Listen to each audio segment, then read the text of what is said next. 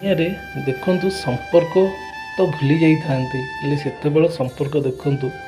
ବୃଦ୍ଧ ଦମ୍ପତି ଦୁଇ ଜଣ ଆସିଛନ୍ତି ସୁନା ଦୋକାନକୁ ଏବଂ ସେ ବୃଦ୍ଧ ଜଣକ ତାଙ୍କ ସ୍ତ୍ରୀ ପାଇଁ ମଙ୍ଗଳସୂତ୍ର କିଣିଦେବେ ବୋଲି ଭିକ୍ଷା କରିକିରି ସ୍ତ୍ରୀକୁ ମଙ୍ଗଳସୂତ୍ର ଗୋଟେ ଉପହାର ଦେବେ। କେତେ ସୁନ୍ଦର ଏ ଦୃଶ୍ୟ ଦେଖିପାରୁଥିବେ ଆପଣମାନେ। ସେ ସୁନା ଦୋକାନ ଭିତରୁ ପଶିଲେ ଏବଂ ସୁନା ଦୋକାନୀ ତାଙ୍କୁ ମଧ୍ୟ ଦେଖିକିରି ସେ ସ୍ତ୍ରୀ ବୃଦ୍ଧ ଲୋକଟିକି ମଙ୍ଗଳସୂତ୍ର ମଧ୍ୟ ଦେଲେ। କେବଳ ଭାଇ ଆଜିକା ସମୟରେ କିଏ 20 ଟଙ୍କାରେ ସୁନା କିଣିବା ଗୋଟେ ଅସମ୍ଭବ, ହେଲେ ଦେଖନ୍ତୁ ସେ ସୁନା ଦୋକାନୀ ଭାଇ ବି ମଧ୍ୟ ତାଙ୍କ ବହୁତ ସାହାଯ୍ୟ କଲେ ଏବଂ ତାଙ୍କ ଜୀବନରେ ପୂରଣ କଲେ।